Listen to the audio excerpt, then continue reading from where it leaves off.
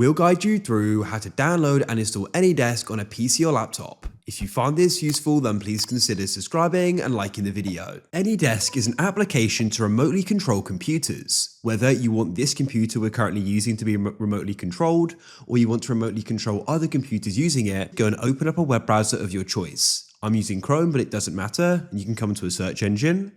What you can then do is go and type in AnyDesk like so. And what you need to do is come to the official site, which is anydesk.com. Here we are. Now, what you can do is press downloads in the top right, or just press download now on the home page here like so. Now, what we can do is go and open up our file explorer and come to our downloads, and we can start the install process. What you need to do is go and double click it like so. Now at the top, you can go and see your address here. So what you can do is give that to other people and they can go and connect to your computer. Or you can go and type in someone else's address and you can go and connect to theirs and start controlling it in the bar at the top.